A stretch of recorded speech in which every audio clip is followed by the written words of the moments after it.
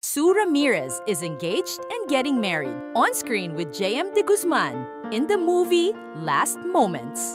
Sa bagong pelikula nila ni J.M. De Guzman, si Sue ang bride-to-be na haharap sa kwento ng pagmamahal, sakit at tadhana. At para mas kiligin ang lahat, ibinahagi mismo ni Sue sa kanyang Instagram ang behind-the-scenes photo ng kasalan sa pelikula. Pati na rin ang isang video kung saan makikitang sinusukat niya ang kanyang wedding gown. Kitang-kita sa video ang saya, kilig at konting kaba.